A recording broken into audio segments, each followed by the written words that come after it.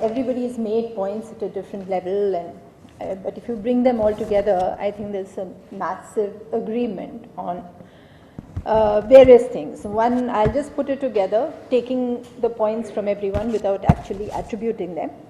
I mean, it's very clear that, you know, the Sangh today, the terror follows a carrot and stick policy. Carrots for those who perpetuate terror in the form of MLAs, of embrace, of garlands, of rewards, of access, of being given, being emboldened and strengthened. That's a few. And then for the vast majority, there is this stick, which is militarized, which is violent, and which is very, very ruthless, as we can see. And the terror is being spread, and you could get it from a sense of, from what the younger speakers today also said, that it's being spread by the various instruments that the Sangh Parivar has decided to control or to completely take over. And that is the police, which is obviously a target in itself, the judiciary, the educational and cultural institutions, to begin with, and of course then the minorities, but I'm talking at the moment of the institutions. And through that, then they spread, you know, they're speaking in so many voices that it's almost impossible for the normal human being to keep track of those voices. The voices come, they move into attacks, they come into slander campaigns, they create terror, they attack individuals, they move after them either through the courts or through the law or through the police or through completely trumped up charges. Even as we speak in Outlook, Neha and the editor, there's a case against them in Guwahati for a report they did on the Sangh trafficking people, young girls from the northeast. And they embroil everybody into a certain, and the people who are coming in their way, who stand in their way, they are the ones who are individuals. I mean, if Kanhaiya was arrested or others in JNU, it was not just as if it was, they knew what was happening. There was a clear design to go ahead and arrest and then build up the case of fabrication around it. They're fabricating. Who's going to unravel the fabrication? Who's going to bring it out? Who's going to open it and bring it out for the people to understand, and to understand the level of terror? The terror is not just the lynching. The lynching of, say, Flak or of the flogging of the Dalits is done at strategic levels to spread the terror even further. But it is surrounded, that incident, whichever incident we are talking of violence, is surrounded by terror before and after, of all kinds. I mean, the bureaucracy is terrorized. BJP MPs and ministers are to some extent terrorized when they don't follow the path very, very strictly. Those who didn't follow it very strictly have been thrown out. Opposition parties were terrorized until they came together and started speaking over a year ago.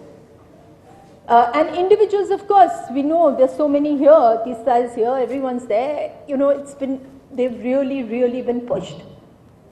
And it is just this little fight back where more and more people now are joining. The Dalits in Gujarat have joined, the Muslims are too beaten, really, so they come behind everyone. Everybody has got now in India this identity crisis that if a Muslim leads from the front in a secular way, not the Owaisi way, you better watch out, because it's going to unleash a Hindu backlash. So they've already achieved that.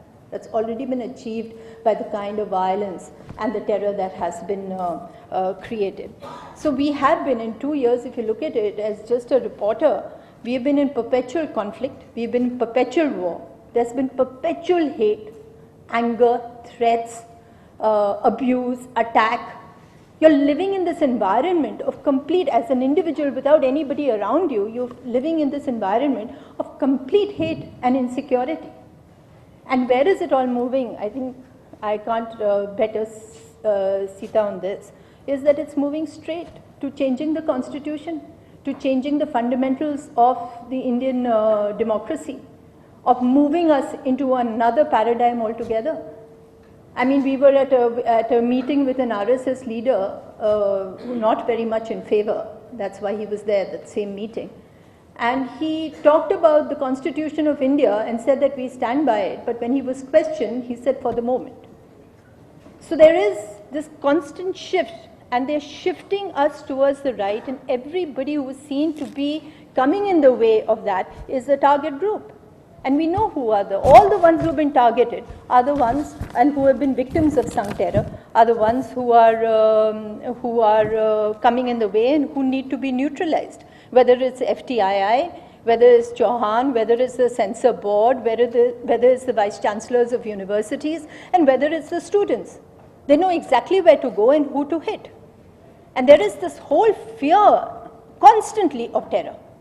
Terror is not just the lynching of one person. It's a complete system, institutional takeover that is taking place.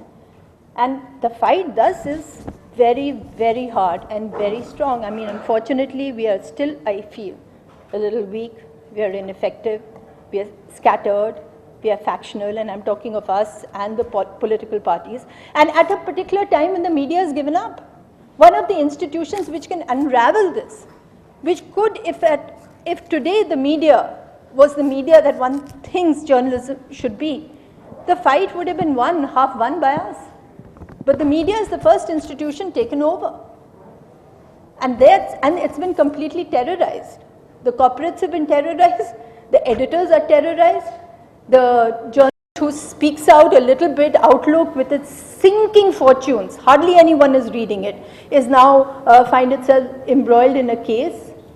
The journalists who try to bring out stories from Bastar were completely, you know what happened to them.